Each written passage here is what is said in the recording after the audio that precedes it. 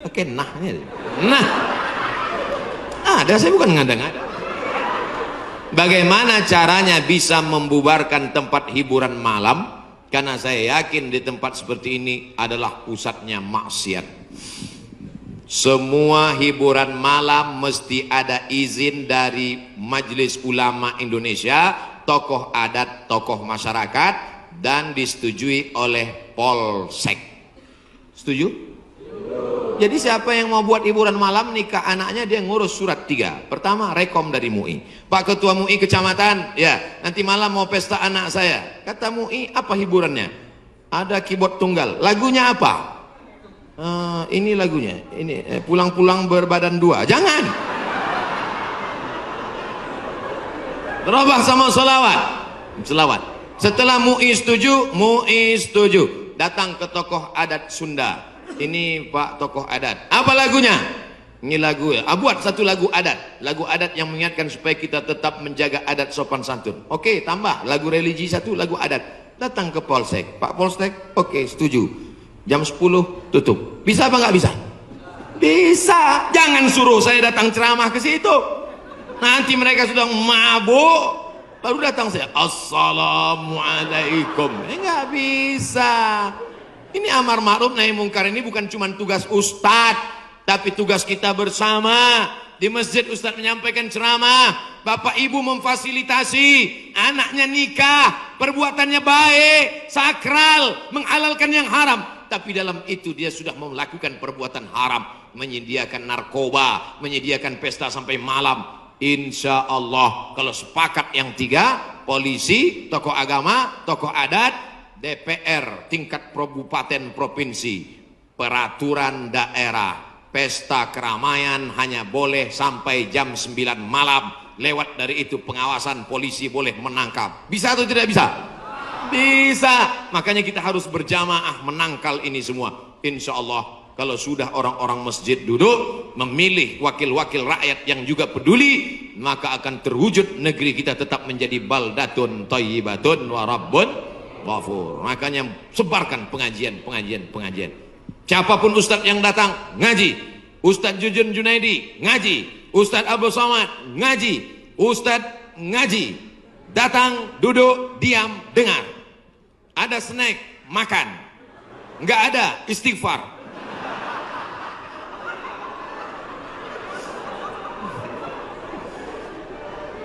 Ustadz Somad, saya manusia banyak dosa, tidak sholat Jumat. Kenapa nggak sholat Jumat?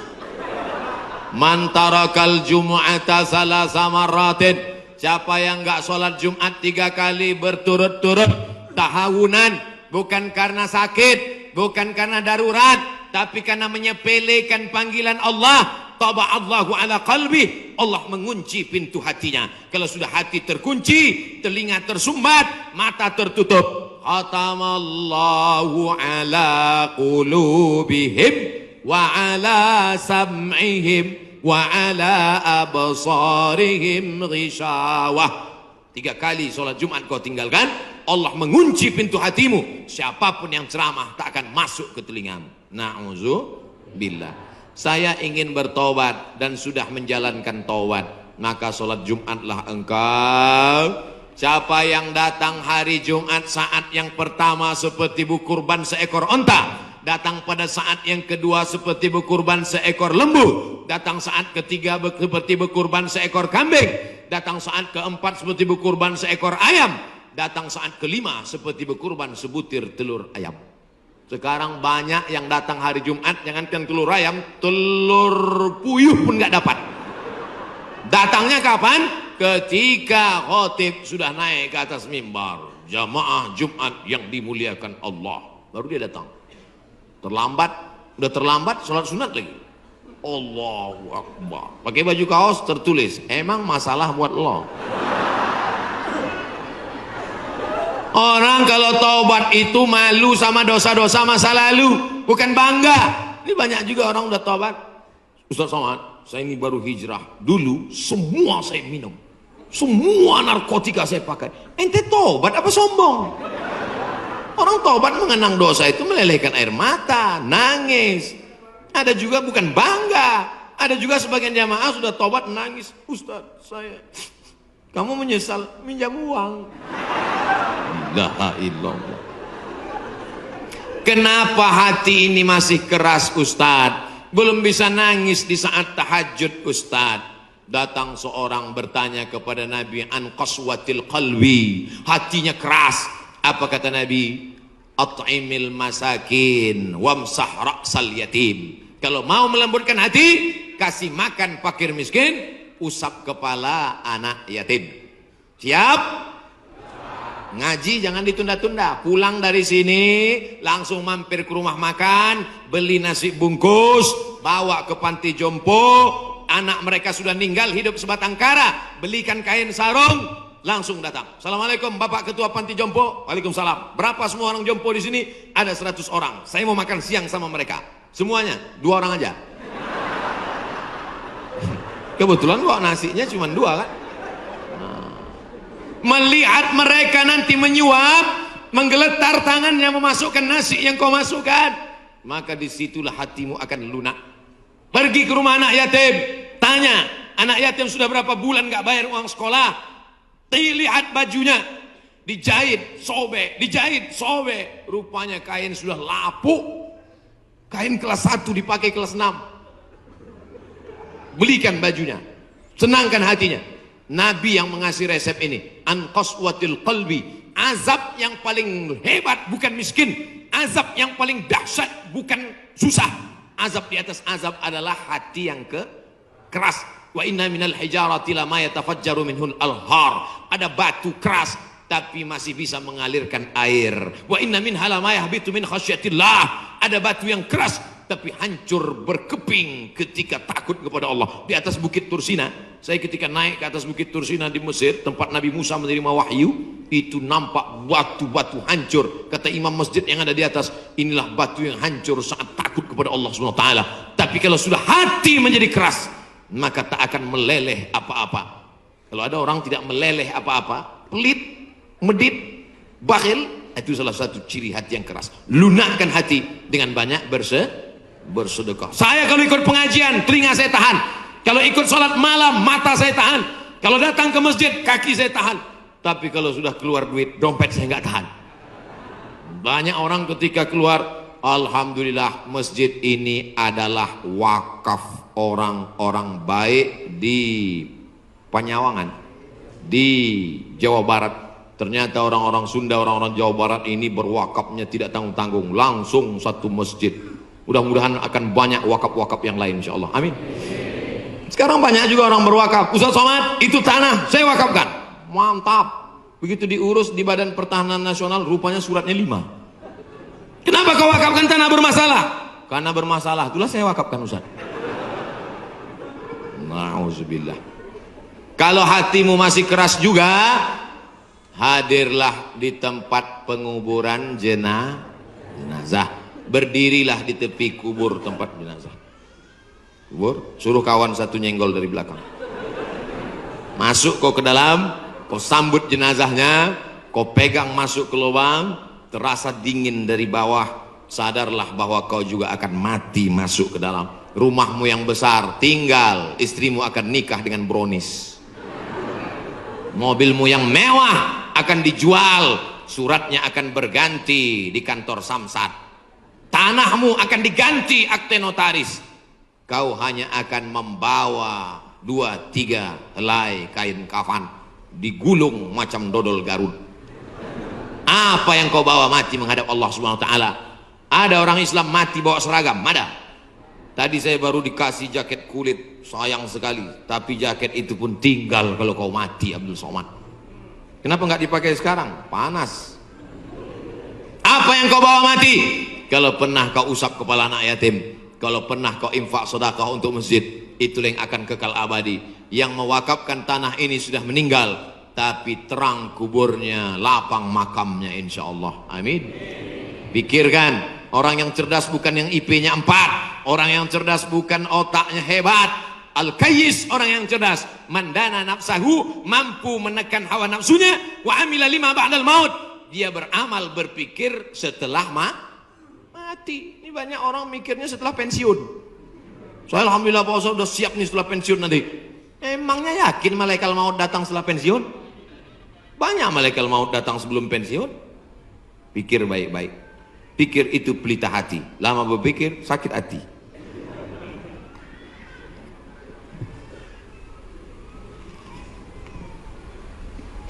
Bagaimana kita bisa membedakan musibah, cobaan, bencana, atau azab?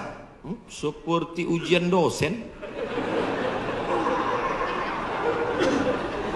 Misalnya virus corona yang sedang merebak sehingga dampaknya pada kaum muslimin, khususnya muslimin di Indonesia yang tidak dapat melaksanakan ibadah umroh. Pertanyaan dari Bapak Ridwan Ahmad Faizin Emrian Abidin Bandung. Ternyata ini pertanyaan kolektif. Misalnya saya demam. Dari mana saya bisa membedakan demam saya itu menghapus dosa, atau demam laknat, atau demam ujian iman, atau demam itu dari mana saya bisa tahu? Oh, kalau demamnya cuman 36 derajat Celcius itu menghapus dosa. Kalau 40 derajat itu laknat. Kalau 100 derajat kebakaran. Di mana kita bisa tahu? Tidak ada yang bisa membedakannya kecuali introspeksi diri. Satu, la yusibul mu'min min nasabin wala wasabin wala saqamin wala syaukin yastakuha. Kalau ada orang yang kena susah hati, gundah gulana, sakit, duri menusuk tapak kaki, keluar dari rumah lupa pakai sendal, melangkah, duri menusuk tapak kaki, illa kafarallahu anhu biha sayyi'atuh, maka dengan itu sebenarnya Allah ingin membersihkannya dari dosa. Makanya kita selalu husnuzan. Ana dalam hadis kursi apa kata Allah? Ana inda husni zanni abdi bi. Aku menurut prasangka hambaku kepadaku. Maka kalau kita kena penyakit, yang pertama husnuzan pada Allah, bahwa sebenarnya Allah ingin membersihkan kita dari dosa. Yang kedua, saya nggak ada dosa Pak Ustaz. Apa dosa saya? Saya nggak pernah minum khamar, saya nggak pernah sabu-sabu, saya nggak pernah berzina, saya nggak pernah pakai narkoba. Dosamu adalah ketika kau merasa bahwa kau tidak berdosa. Itulah dosa. Dosamu adalah ketika engkau sehat tapi tak kau pakai mensyukuri nikmat Allah. Itulah dosa. Maka siapa yang berkata saya tidak pernah silap, saya tidak pernah salah, saat itu dia sedang silap dan salah. Al-insan mahallul khata' wan nisyan. Manusia tempatnya silap, lupa dan salah. Yang kedua, ketika kita sakit, sebenarnya Allah ingin mengangkat derajat kita, karena sebetulnya amal kita tidak cukup. Kita sudah ditempatkan di tempat surga Jannatul Firdaus, tapi ketika malaikat ditanya, sudah cukupkah amalnya? Belum. Beri dia ujian supaya amalnya mencukupkan dia dengan amal sabar. Ada amal yang lebih tinggi dari tahajud, lebih hebat daripada jihad. Apa dia? Innama yuwaffas sabiruna ajrahum bighairi hisab. Amal sabar, menerima musibah, tidak caci maki, sumpah serapah. Yang ketiga, bisa jadi laknat Allah. La ta'murunna bil ma'ruf. Mestinya kau tolong saudaramu yang ada di Uighur, mestinya kau bantu saudaramu yang sedang teraniaya di India, tapi mulutmu diam, kau tak mau menolong. Ketika musibah dikirimkan Allah dalam bentuk bencana, ternyata yang kena bukan yang jahat-jahat saja, yang baik-baik pun ikut juga kena. Maka tidak ada cara lain kecuali mohon ampun, minta ampun, taubat, nasuha kepada Allah Subhanahu wa ta'ala. Oleh sebab itu maka yang bisa membedakannya hanya Allah, dan kita hanya berhusnuzon kepada Allah Subhanahu wa ta'ala. Bagaimana cara membentengi bencana yang semakin banyak akhir-akhir ini? Itulah yang sudah kuceramahkan tadi.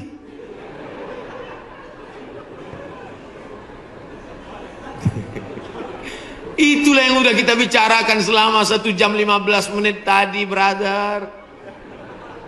Tadi saya yakin ini pertanyaannya dibuat sebelum ceramah. Apabila kita sudah baca amalan-amalan penangkal musibah, tapi musibah masih saja terus datang, bagaimana sikap kita sebagai muslim?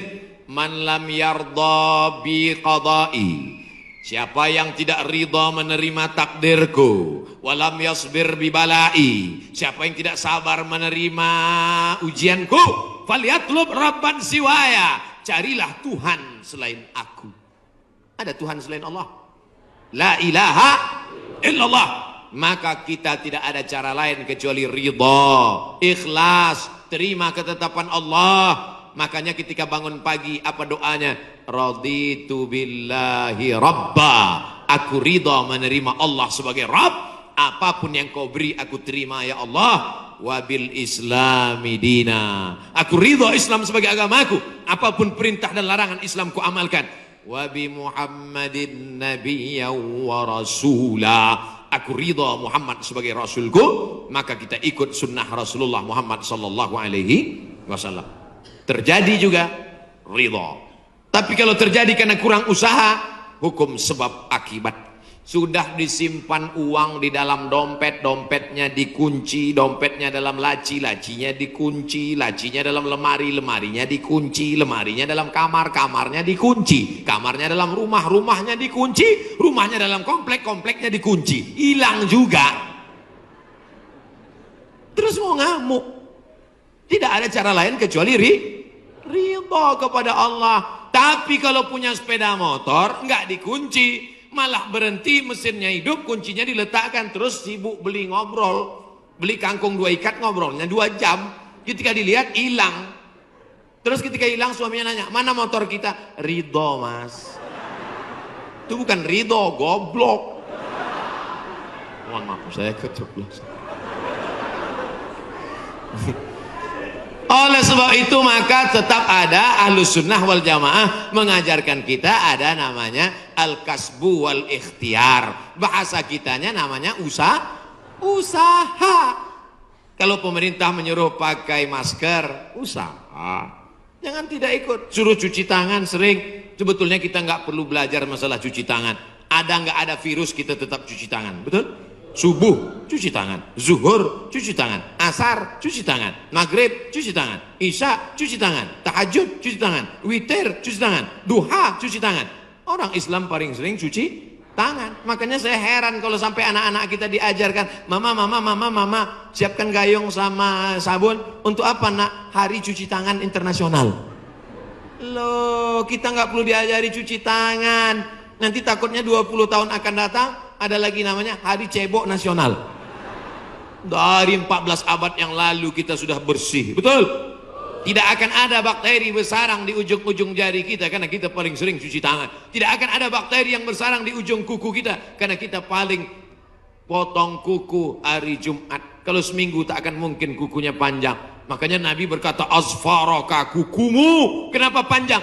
Inna syaitana yaqudu ma tala minha. Setan duduk di kuku yang panjang. Makanya pertama yang dijaga dalam Islam adalah kebersihan. Kuman datang, binatang dipotong. Setelah dipotong darahnya keluar karena ternyata bakteri ada di dalam darah. Setelah darahnya keluar dipotong-potong, dicuci sampai 4 kali. Ibu, saya tidak punya saudara perempuan. Waktu masih kecil di rumah bantu ibu di rumah, saya disuruh cuci. Selamat cuci daging, saya cuci. Kalau ayam 2 kali, kalau kambing 4 kali. Kenapa gitu mak? Ayam kakinya 2, kambing kakinya 4. Saya nggak tahu anak kecil. Sekarang saya baru tahu. Ternyata ayam dagingnya putih, darahnya nggak banyak. 2 kali sudah bersih. Tapi kambing sekali masih merah, 2 kali masih merah, 3 kali agak pucat, 4 kali bersih. Setelah itu baru dimasukkan, dibuang airnya, disolawatkan, baru dimasak. Mereka tidak, kambing tidak dipotong, kambing matinya di stunning. Ada pistol, tapi pelurunya nggak keluar, ditahan. Itu skalanya 8, ditembakkan ke kening sapi, tembak ke kening sapi, sapinya mati, darahnya nggak keluar. Kalau sampai 8 mati, tapi kalau 7 bodoh aja. Itu sapi-sapi dari Australia yang datang ke tempat kita yang liar seperti banteng, itu ditembak otaknya skala stunning 7, bodoh. Ibu kalau ada bapak yang liar, tembak sekali. Mas, mama mau pergi arisan, pel lantai, mandikan anak, dan papa. Nah itu udah kena stunning. Jangan diamal. Tidak dipotong, hanya stunning 8 skala, akhirnya sapi tumbang, darahnya masih dalam daging, bercampur dengan darah bakteri penyakit, dipotong-potong, diletakkan di atas api yang tidak terlalu matang, bolak-balik, nggak dicuci, darah nggak keluar, masuk ke dalam roti, dicampur, dimakan. Barbecue. Habis dimakan kena penyakit medco. Ko sapi, gila, medco sapi gila. Sapi aja yang halal bisa menjadi penyakit, apalagi yang dimakan kelelawar, Batman. Maka kita disuruh kulu, makanlah. Tapi yang dimakan itu apa? Min thayyibat. Thayyib artinya baik, baik. Dulu thayyib baik-baik, sekarang thayyib nggak pulang-pulang. Mohon maaf Pak Thayyib nyantur sih.